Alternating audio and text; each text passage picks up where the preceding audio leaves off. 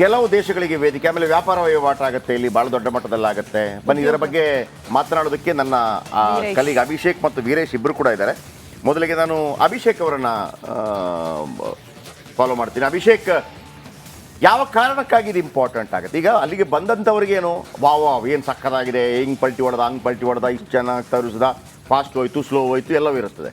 ಆದರೆ ನಿಜವಾಗಲೂ ಇದರಿಂದ ಆಗುವಂಥ ಲಾಭ ಮತ್ತು ಇದರಿಂದ ಆಗುವಂಥ ಅಂತಾರಾಷ್ಟ್ರೀಯ ಮಟ್ಟದಲ್ಲಿ ದ್ವಿಪಕ್ಷೀಯ ಸಂಬಂಧಗಳು, ಆಮೇಲೆ ಹೊಸ ಹೊಸ ಆವಿಷ್ಕಾರಗಳು, ವಿಶ್ವ ಮಟ್ಟದಲ್ಲಿ ಇದು ಏನು ಸಂದೇಶವನ್ನು ಕೊಡುತ್ತೆ, ಏನು ಉಪಯೋಗ ಆಗುತ್ತೆ ಇದರಿಂದ? ಬೇಸಿಕಲಿ ಒಂದು ಎಂಟರ್ಟೈನ್ಮೆಂಟ್ ಅನ್ನೋ ಫ್ಯಾಕ್ಟ್ ಅನ್ನ ಹೊರತುಪಡಿಸಿ ನೋಡೋದಾದ್ರೆ ದೇಶ ಮತ್ತೆ ವಿದೇಶಗಳ ನಡುವೆ ಇರುವಂತ ಸಂಬಂಧದ ಉನ್ನತೀಕರಣ ಆಗುವಂತ ಸಾಧ್ಯತೆಯನ್ನ ಈ ಒಂದು ಏರೋ ಶೋ ಮುಖಾಂತರ ನೋಡ್ತೀವಿ. ಫಾರ್ ಅನ್ ಎಕ್ಸಾಂಪಲ್, ಇದುವರೆಗೂ USA ಹಾಗೂ ರಷ್ಯಾ ಬದ್ಧ ವೈರಿಗಳು ಪಾಲಿಟಿಕಲಿ. ಆದ್ರೆ ಆ ಎರಡು ದೇಶಗಳಿಗೆ ಸಂಬಂಧಿಸಿದಂತ ಎರಡು ಏರ್ಕ್ರಾಫ್ಟ್ಗಳು, ಒಂದು ಸುಖೋಯ್ 57 ಮತ್ತು F-35 ಅಮೆರಿಕರವರು ಸಿದ್ಧಪಡಿಸಿರುವಂತದ್ದು. ಈ ಎರಡು ಏರ್ಕ್ರಾಫ್ಟ್ ಇತಿಹಾಸದಲ್ಲೇ ಮೊದಲನೇ ಬಾರಿಗೆ ಯಲಹಂಕದ ವಾಯುನೆಲೆಯಲ್ಲಿ ಮುಖಾಮುಖಿಯಾಗಿ ಬದ್ಧ ವೈರಿಗಳ ಆಗಿರುವಂತ ದೇಶಗಳ ಎರಡು ಏರ್ಕ್ರಾಫ್ಟ್ಗಳು, ಜನರೇಷನ್ 5ರ ಏರ್ಕ್ರಾಫ್ಟ್ಗಳು ಮುಖಾಮುಖಿಯಾಗಿದೆ. ಅದು ಇಡೀ ಜಾಗತಿಕ ಮಟ್ಟದಲ್ಲಿ ಬೆಂಗಳೂರನ್ನ ತಿರುಗಿ ನೋಡುವಂತೆ ಮಾಡ್ತಿರುವಂತದ್ದು ವಿಶೇಷ ಆಗುತ್ತೆ. ಅದರ ಜೊತೆಗೆ ಭಾರತೀಯ ವಾಯುಸೇನೆ ಆಗಿರ್ಬೋದು, ಭಾರತದ ಸೇನೆಗೆ ಸಂಬಂಧಿಸಿದಂತ ಅಷ್ಟು ಇಲಾಖೆಗಳಲ್ಲಿ ಈ ವರ್ಷ ಸುಮಾರು 150 ಯುದ್ಧ ವಿಮಾನಗಳು ಹಾಗೂ ಬೇರೆ ಬೇರೆ ಏರ್ಕ್ರಾಫ್ಟ್ಗಳನ್ನ ಖರೀದಿ ಮಾಡಬೇಕು ಅನ್ನೋ ಆಲೋಚನೆಯಲ್ಲಿದೆ ಅಂತ ನಿನ್ನೆ ರಾಜನಾಥ್ ಸಿಂಗ್ ರವರು ತಿಳಿಸ್ತಾ ಇದ್ರು. ಈ ಸಂದರ್ಭದಲ್ಲಿ ಈ ಎರಡು ದೇಶಗಳು ಮಾತ್ರ ಅಲ್ಲ, ಇಲ್ಲಿ ಪಾಲ್ಗೊಳ್ತಿರುವಂತ 90 ದೇಶಗಳ ರಕ್ಷಣಾ ಸಚಿವರಿರ್ಬೋದು, ಅಧಿಕಾರಿಗಳಿರ್ಬೋದು, ಅವರಿಗೆ ಒಂದು ಬಿಸ್ನೆಸ್ ಎಕ್ಸ್ಪ್ಯಾನ್ಷನ್ ಆಗುವಂತ ಸಾಧ್ಯತೆ ಇದೆ. ನಮ್ಮ ದೇಶದ ಯುದ್ಧ ವಿಮಾನಗಳನ್ನ ಮತ್ತೊಂದು ಹಂತ ಮೇಲ್ದರ್ಜೆಗೆ ತೆಗೆದುಕೊಂಡು ಹೋಗೋದಕ್ಕೆ ಇದು ಎಕ್ಸ್ಚೇಂಜ್ ಗೇಟ್ವೇ ಆಗುತ್ತೆ.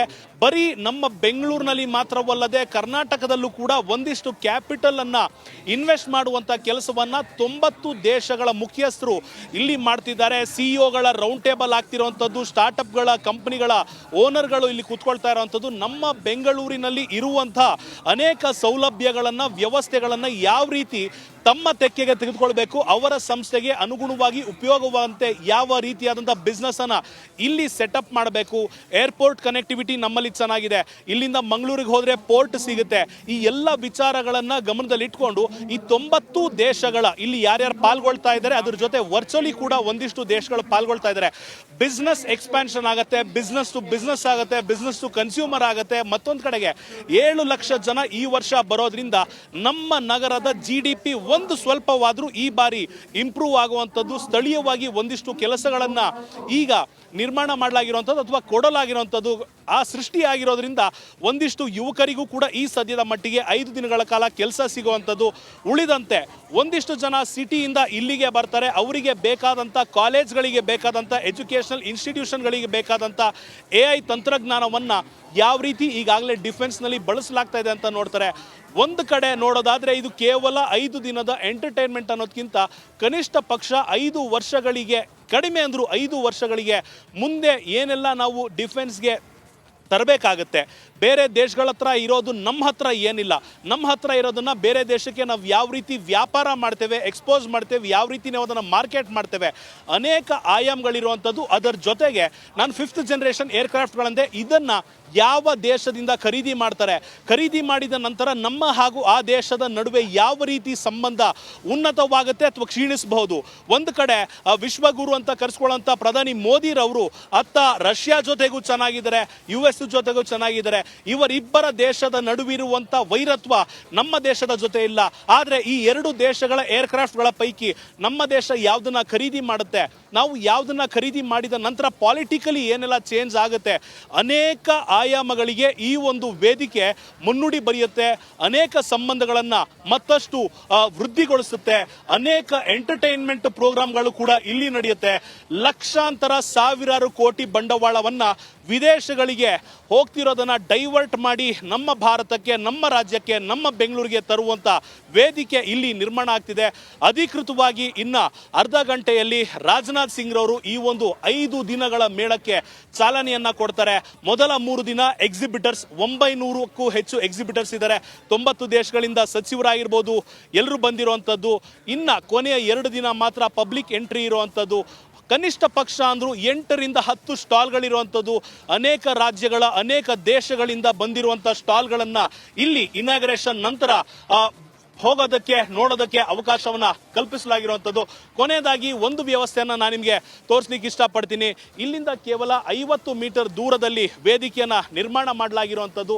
ವೇದಿಕೆಯ ಮುಂಭಾಗದಲ್ಲಿ VIP ಗಳಿಗೆ ತೋರಿಸುವಂಥ VIP ಗಳ ಸೀಟಿಂಗ್ ಏರಿಯಾವನ್ನ ಮಾಡಿರುವಂಥದ್ದು. ಈಗ ನೀವೇನು ಸೀಟಿಂಗ್ ಏರಿಯಾ ನೋಡ್ತಾ ಇದ್ದೀರಾ, ಈ ಏರಿಯಾದಲ್ಲಿ ವಿದೇಶದಿಂದ ಬಂದಂತಹ ಜನಪ್ರತಿನಿಧಿಗಳಿಗಾಗಿರ್ಬೋದು, ಆಫೀಸರ್ಗಳಿಗೆ, ಡಿಫೆನ್ಸ್ನವರಿಗಿರುವಂಥದ್ದು. ಮತ್ತೊಂದು ಭಾಗದಲ್ಲಿ ನಮ್ಮ ರಾಜ್ಯದ ಗಣ್ಯರಿಗೆ ವ್ಯವಸ್ಥೆನ ಮಾಡಿರುವಂಥದ್ದು. ಅದರ ಜೊತೆಗೆ ಒಂದು ಕಡೆ ಪ್ಯಾರಾಗ್ಲೈಡಿಂಗ್ ಆರಂಭ ಆಗಿರುವಂಥದ್ದು. ಸದ್ಯದ ಮಟ್ಟಿಗೆ ತ್ರಿವರ್ಣ ಧ್ವಜವನ್ನ ಹಿಡಿದು ಬರ್ತಿರುವಂಥ 3 ಜನ ಪ್ಯಾರಾಗ್ಲೈಡರ್ಸ್ ಅನ್ನ ನಮ್ಮ ಕ್ಯಾಮರಾ ಪರ್ಸನ್ ನಿಮಗೆ ತೋರಿಸ್ತಾ ಇದ್ದಾರೆ. ಒಟ್ಟಾರೆ ಇನ್ನೇನು ಕೆಲವೇ ನಿಮಿಷಗಳಲ್ಲಿ 15ನೇ ಏರೋ ಶೋಗೆ ವಿದ್ಯುಕ್ತ ಚಾಲನೆ ಲಭಿಸಲಿದೆ. ಜಾಗತಿಕ ಮಟ್ಟದಲ್ಲಿ ನಾವು ಮತ್ತೊಂದು ಹೆಜ್ಜೆ ಮುಂದೆ ಇಡ್ತೇವೆ. ವಿಕಸಿತ ಭಾರತದ ಕನಸಿಗೆ ಇದು ನಾಂದಿಯಾಗಲಿದೆ ಅನ್ನೋ ರಾಜನಾಥ್ ಸಿಂಗ್ ರವರ ಮಾತು ಮತ್ತೊಮ್ಮೆ ಈ ವೇದಿಕೆಯಲ್ಲಿ ಕೇಳುವಂತ ಅವಕಾಶ ಕೆಲವೇ ಕ್ಷಣಗಳಲ್ಲಿ ನಮ್ದಾಗಲಿದೆ. ಶೆಟ್ರೆ, ಅಭಿಷೇಕ್ ಬಹಳ ಅದ್ಭುತವಾಗಿ ವಿವರಿಸ್ತಾ ಹೋದ್ರಿ. ಒಂದ್ ರೀತಿಯಲ್ಲಿ ಸಿಂಪಲ್ ಆಗಿ ಹೇಳಬೇಕು ಅಂತಂದ್ರೆ ನಾನು ಇದನ್ನ ಹೆಂಗ್ ಹೇಳ್ತೀನಿ ಅಂತಂದ್ರೆ, ಈಗ ನಾವು ಎಕ್ಸ್ಪೋಗೆ ಹೋಗ್ತೀವಲ್ವಾ, ಎಕ್ಸ್ಪೋಗೆ ಹೋದಂಗೆ ನಿಮಗೆ ಯಾವ್ದು ಬೇಕು ತಗೋಬಹುದು ಅಂತ. ಒಂದೇ ಸೂರು ಹಲವು ನೋಡಿ, ಇಲ್ಲಿ ನೋಡಿ, ಅಮೆರಿಕಾದ F-35 ಅಂತ ಇದೆ. ಇದರ ವಿಶೇಷತೆ ಟೇಕ್ ಆಫ್ ಮಾಡಲು ದೊಡ್ಡ ಏರ್ಫೀಲ್ಡ್ ಬೇಡ. ಈಗ ಕೆಲವು ಸಣ್ಣ ಸಣ್ಣ ಇದಿರ್ತದೆ, ಮತ್ತು ಟೇಕ್ ಆಫ್ ಹಾಕೋದಕ್ಕೆ ದೊಡ್ಡ ಏರ್ಫೀಲ್ಡ್ ಬೇಡ ಅಂತಂದ್ರೆ ಸಣ್ಣ ಜಾಗದಲ್ಲೇ ಆಗತ್ತಾ ಅಂತ. ನಾನೀಗ ಇದನ್ನ ಹೇಳಿದೆ ಅಲ್ವಾ, ಸಮುದ್ರದಲ್ಲಿ ಹೆಂಗೆ, ಸಮುದ್ರದಲ್ಲಿ ಒಂದು ಶಿಪ್ ಇರುತ್ತೆ, ಆ ಶಿಪ್ಪಿಗೆ ಇಳಿಬೇಕು, ಲ್ಯಾಂಡ್ ಆಗಬೇಕು, ಆಮೇಲೆ ಏನು ಟೇಕ್ ಆಫ್ ಆಗಬೇಕು. ಟೇಕ್ ಆಫ್ ಆಗಬೇಕಂದ್ರೆ ನಾವು ನೋಡಿರಲ್ಲ, ಹಿಂಗೆ ಹೋಗ್ಬಿಟ್ಟು ಹೋಗುತ್ತೆ, ಹಿಂಗೆ ಮೇಲಕ್ಕೆ ಟೇಕ್ ಆಫ್. ಇಂಥ ವ್ಯವಸ್ಥೆ ಇರುವಂಥದ್ದು F-35 ಅಮೆರಿಕದ್ದು. ಆಮೇಲೆ ನಿಂತಲ್ಲಿಂದಲೇ ನೇರ ಆಕಾಶಕ್ಕೆ ಬಲ ತಾಕತ್ತು. ಈಗ ಸಾಧಾರಣವಾಗಿ ವಿಮಾನಗಳು ಹೆಂಗಿರುತ್ತೆ, ಹಿಂಗ್ ಬಂದು ಹಂಗೆ ಅಪ್ಲಿಫ್ಟ್ ಆಗೋದು. ಆಮೇಲೆ ಅದೇ ರೀತಿಯಲ್ಲಿ ನೇರವಾಗಿ ಲ್ಯಾಂಡ್ ಆಗುತ್ತೆ. ನೇರವಾಗಿ ಲ್ಯಾಂಡ್ ಅಂತಂದ್ರೆ ಈಗ ಕೆಲವು ಹೆಂಗಿರುತ್ತೆ ಅಂದ್ರೆ, ಈಗ ನಾವು ಲ್ಯಾಂಡ್ ಆಗೋ ನೋಡ್ತೀವಿ ಹಿಂಗೆ ಒಂದು ರೌಂಡು, ಆಮೇಲೆ ನಿಮಗೆ ಮೇಲ್ಗಡೆ ಮೋಡ ಇದ್ದಾಗ ಮೇಲನೆ ಸುತ್ತಾಡ್ತಾ ಇರುತ್ತೆ. ಹಂಗಲ್ಲ, ಡೈರೆಕ್ಟ್ ಆಗಿ ಶಬ್ದಕ್ಕಿಂತ 1.6 ಪಟ್ಟು ವೇಗದಲ್ಲಿ ಹಾರುತ್ತಂತೆ. ಶಬ್ದಕ್ಕಿಂತ ವೇಗದಲ್ಲಿ 60,000 ಅಡಿ ಎತ್ತರದಲ್ಲಿ ಹಾರುವ ತಾಕತ್ತಿದೆ. ಶತ್ರುಗಳ ಕಣ್ಣಿಗೆ ಕಾಣದೆ ಅಗೋಚರ ದೃಷ್ಟಿಯಲ್ಲಿ ಹಾರಬಲ್ಲದು.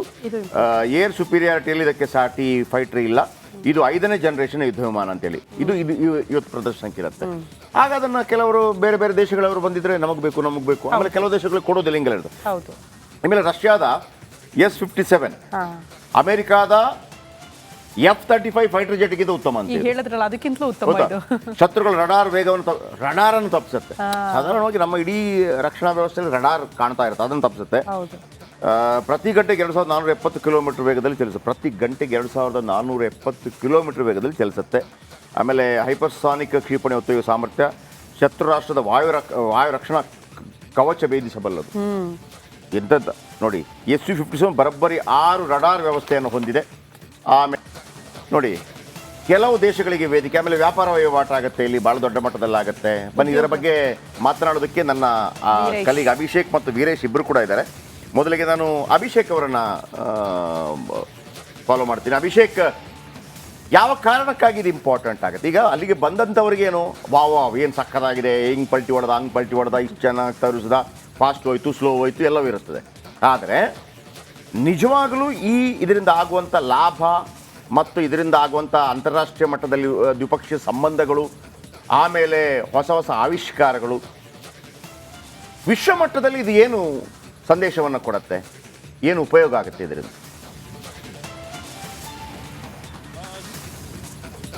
ಬೇಸಿಕಲಿ ಒಂದು ಎಂಟರ್ಟೈನ್ಮೆಂಟ್ ಅನ್ನೋ ಫ್ಯಾಕ್ಟ್ ಅನ್ನ ಹೊರತುಪಡಿಸಿ ನೋಡೋದಾದ್ರೆ, ದೇಶ ಮತ್ತೆ ವಿದೇಶಗಳ ನಡುವೆ ಇರುವಂತ ಸಂಬಂಧದ ಉನ್ನತೀಕರಣ ಆಗುವಂತ ಸಾಧ್ಯತೆಯನ್ನ ಈ ಒಂದು ಏರೋ ಶೋ ಮುಖಾಂತರ ನೋಡ್ತೀವಿ. ಫಾರ್ ಅನ್ ಎಕ್ಸಾಂಪಲ್, ಇದುವರೆಗೂ USA ಹಾಗೂ ರಷ್ಯಾ ಬದ್ಧ ವೈರಿಗಳು ಪಾಲಿಟಿಕಲಿ. ಆದ್ರೆ ಆ ಎರಡು ದೇಶಗಳಿಗೆ ಸಂಬಂಧಿಸಿದಂತ ಎರಡು ಏರ್ಕ್ರಾಫ್ಟ್ಗಳು, ಒಂದು ಸುಖೋಯ್ 57 ಮತ್ತು F-35 ಅಮೆರಿಕರವರು ಸಿದ್ಧಪಡಿಸಿರುವಂತದ್ದು. ಈ ಎರಡು ಏರ್ಕ್ರಾಫ್ಟ್ ಇತಿಹಾಸದಲ್ಲೇ ಮೊದಲನೇ ಬಾರಿಗೆ ಯಲಹಂಕದ ವಾಯುನೆಲೆಯಲ್ಲಿ ಮುಖಾಮುಖಿಯಾಗಿ ಬದ್ಧ ವೈರಿಗಳ ಆಗಿರುವಂತ ದೇಶಗಳ ಎರಡು ಏರ್ಕ್ರಾಫ್ಟ್ಗಳು, ಜನರೇಷನ್ 5ರ ಏರ್ಕ್ರಾಫ್ಟ್ಗಳು ಮುಖಾಮುಖಿಯಾಗಿದೆ. ಅದು ಇಡೀ ಜಾಗತಿಕ ಮಟ್ಟದಲ್ಲಿ ಬೆಂಗಳೂರನ್ನ ತಿರುಗಿ ನೋಡುವಂತೆ ಮಾಡ್ತಿರುವಂತದ್ದು ವಿಶೇಷ ಆಗುತ್ತೆ. ಅದರ ಜೊತೆಗೆ ಭಾರತೀಯ ವಾಯುಸೇನೆ ಆಗಿರ್ಬೋದು, ಭಾರತದ ಸೇನೆಗೆ ಸಂಬಂಧಿಸಿದಂತ ಅಷ್ಟು ಇಲಾಖೆಗಳಲ್ಲಿ ಈ ವರ್ಷ ಸುಮಾರು 150 ಯುದ್ಧ ವಿಮಾನಗಳು ಹಾಗೂ ಬೇರೆ ಬೇರೆ ಏರ್ಕ್ರಾಫ್ಟ್ಗಳನ್ನ ಖರೀದಿ ಮಾಡಬೇಕು ಅನ್ನೋ ಒಂದು ಆಲೋಚನೆಯಲ್ಲಿದೆ.